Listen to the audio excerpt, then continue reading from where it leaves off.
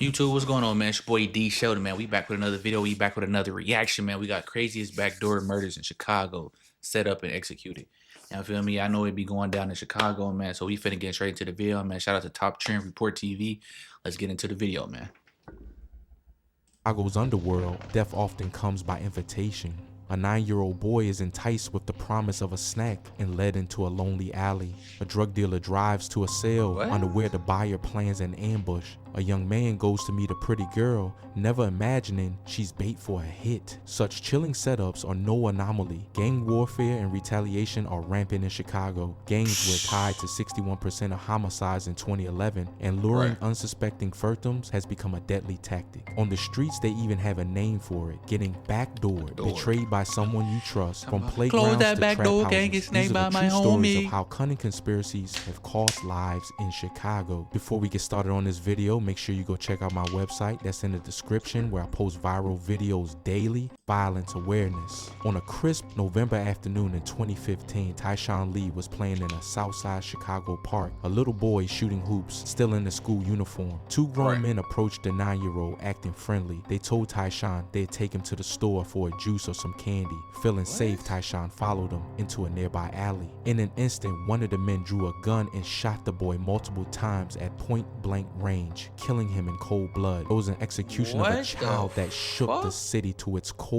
Why would anyone do this? Tyshawn was targeted in a gang feud. Prosecutors later revealed that the killers, Corey Morgan and Dwight Boone Doty, sought revenge on Tyshawn's father, a gang member they blamed for an earlier shooting. Unable to catch the father, they went after his innocent son. They deliberately lured Tyshawn off the playground with a harmless offer so they could murder him out of sight. The heinous plot worked as planned, as Cook County State's attorney said. Even in a city numbed by violence, this case shook us to our core.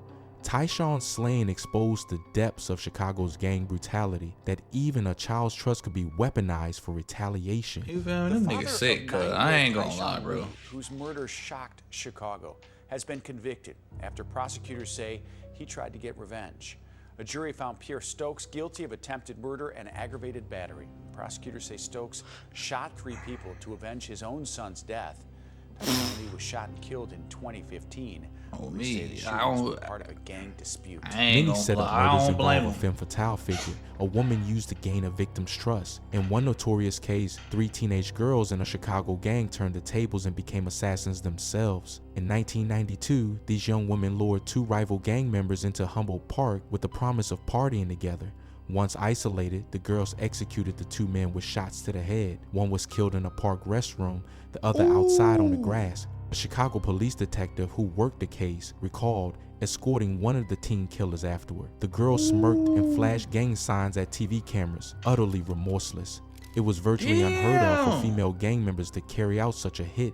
Most of the shooters are by the guys. Rarely do we see cases like this where the females are the shooters, a veteran detective remarked. But that's because we be thinking with the other head, not up here. We be thinking with the one down there. We thinking, oh yeah, it's cool. She ain't gonna do nothing the whole time. She about to pop you or get you popped. Hey boy, that's why you can't trust these females, bro. Especially if they hood. Most infamous honey trap murderers, leveraging feminine guile to put male targets at ease before killing them. Another recent incident involves a young woman known by the nickname Nene. According to community rumor, Nene helped set up a rival gang member to be killed, allegedly luring the target to a location where gunmen awaited. In a horrifying twist, that act of betrayal provoked swift revenge. Shortly after, on February 24, 2020, 27-year-old Stephanie Brooks, Nene's mother, was at home in Ravenswood Manor when a masked man tried to kick in her door. Brooks and her male friend struggled to keep the intruder out, but the gunman blasted shots through the doorway, striking Brooks in the chest. The mother of 3 died on the floor. Police believe her murder was not random. It was a targeted retaliation linked to an earlier gang shooting that month. In other words, if the street talk is to be believed, the killers couldn't catch Nene herself, so they took vengeance on her family. While authorities haven't confirmed the daughter's role, the specter of a honey trap leading to such a brutal payback has only fueled the legend of Chicago's backdoor betrayals. figure out as they investigate this case, specifically a possible link between this shooting last night and one earlier in the month during which a Chicago firefighter was injured not more than a mile away from here. A mother of 3 young children, Stephanie Brooks, was just 27 years old when she was gunned down yesterday inside this Ravenswood Manor apartment building. I heard commotion and like a forceful commotion, then I heard a pop. Not all lures use romance. Some use business. The promise of easy money or a routine drug transaction can be bait for an unsuspecting mark. Take the case of Giovanni Galindo, a small-time drug dealer on Chicago's southwest side. In September 2014, Galindo agreed to meet some customers in the Clearing neighborhood near Midway Airport to sell them marijuana.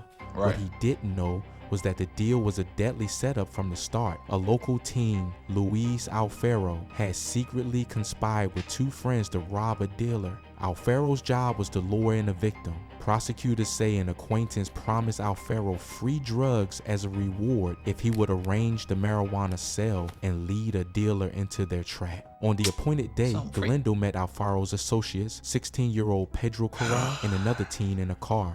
The buyers asked to inspect the weed. The moment Galindo revealed his stash, Corral pulled out a gun and shot Galindo multiple times, killing him on the spot. The young thieves grabbed the drugs and fled. Even though Alfaro wasn't physically present for the murder, he had set everything in motion, and afterward he received his cut of stolen narcotics as payment for luring the victim. Police soon caught on and charged all 3 teens with first-degree murder. A Chicago judge denied bail to the alleged triggerman Corral, underscoring the gravity of the crime. And that's why they be niggas really be robbing niggas over weed, bro. And this is why they be tripping over weed. Y'all be saying, damn, it's weed, because niggas be out here killing and robbing for weed, bro. This is the exact reason why they be doing this. Why the laws are so strict and certain, was strict, now it's legal, but niggas will still rob you over some weed, bro. Like, come on, man. Lindo's fate illustrates a common scenario. A fake drug deal used as bait, a seller walking blindly into a robbery turned murder. It's an example of how in Chicago's shadow economy, even a friendly buyer could be setting you up that'd for be everywhere. Organized crime Chicago, groups have long exploited such ruses. Chicago police warned that gangs and crews often use social media and online marketplaces to lure victims for robberies, and those robberies can easily end in homicide. Meeting a stranger for what looks like a simple transaction can be as dangerous as any turf confrontation.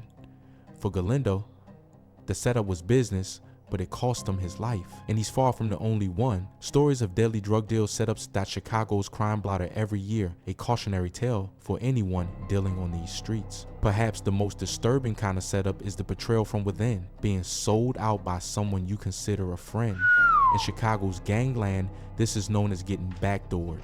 The idea is that a close associate secretly aligns with enemies or has their own agenda to eliminate you, catching you off guard that backdoor gang and snake by my homie. These backdoor hits breed an especially poisonous mix of paranoia and heartbreak on the streets. Such betrayals aren't limited to gangsters either. In 2012, a shocking case made headlines when a 15-year-old girl in Chicago set up her own 17-year-old friend to be beaten by a gang. She invited the unsuspecting teen boy to meet in an alley where her crew was waiting in ambush. The group brutally attacked him. The girl even filmed the assault on her phone as it happened. He survived the beating, and the video helped police catch the attack. I'm trying to tell you, sorry for pausing, but bro, I'm trying to tell you, bro, y'all niggas better stop thinking with your head, bro. There's a lot of niggas going or in jail because of women, bro. This is no shade to women, but this is real, like, especially if you in the streets or you not in the streets. Just cause you bro, it ain't always what it think is, bro. Just be cautious about what you doing, bro. Especially if you know what kind of woman girl she is, bro. It's not good, bro. If you know she hang around gang members and all that, bro, leave her alone. Hackers. The incident was a stark reminder that even school-age kids might backdoor their friends for clout or revenge. In Chicago's climate of mistrust and revenge, the backdoor phenomenon thrives. Gang members live in fear of inside setups. They may avoid posting their real-time locations on social media or think twice about attending gatherings, knowing a smiling invite can mask a murder plot. The paranoia is not unfounded. When a high-profile rapper from Chicago was killed in 2020, rumors immediately swirled that a close associate dropped his location to enemies. Whether true or not, it shows the first question that arises after any street killing is, was it a setup? These stories of calculated setup murders underline a disturbing reality. In Chicago, trust can be a fatal vulnerability. The tactics vary: a lure of a child, a honey trap seduction, a staged drug deal, a betrayal by a confidant, but the pattern is the same. It's an invitation to one's own destruction, delivered by someone the victim perceives as harmless or even as an ally. The fallout from these incidents is profound. Each successful setup tends to provoke further bloodshed as gangs seek revenge for being outwitted. For instance, Tyshawn Lee's slaying led to outrage even among hardened gang members, some of whom vowed to retaliate for the violation of unwritten codes. You The feel me? cycle Cause continues. sick. That Just shit's months sick, after bro. Tyshawn's murder, his father was accused of shooting several people linked to one of the killers. A don't bloody blame tit it. for tat spawned by the initial I don't ruse. blame him. In the end, the prevalence of luring tactics has fed a climate of constant suspicion on Chicago streets. It's trust nobody taken to the Trust extreme. nobody, bro. A simple knock at the door, a friend's phone call, or a DM from a cute girl, can you all feel be me? viewed as potential traps. Many activists note that this treachery only makes solving crimes harder. Witnesses fear that cooperating could mark them as the next setup victim, and so many of these murders remain shrouded in silence and myth. Their true details known only to the perpetrators. From the heartbreaking deception of little Tyshawn Lee to women who play the role of bait to deals and friendships turn fatal, Chicago setup murders read like thriller plots, except they're all too real. In Chicago, Man, like I said, they ain't just going on in Chicago, but it's Chicago. Chicago got that spotlight on them now. But all in all, bro, just be safe out there and watch your surroundings, bro, and watch what you doing and who you hang around. And you feel me, to stay out the way. Y'all like and comment. Let me know y'all thoughts on the video as well. Can y'all check out my second channel? It's D.Shelton TV. The link is in the description. I'll catch y'all on the next one.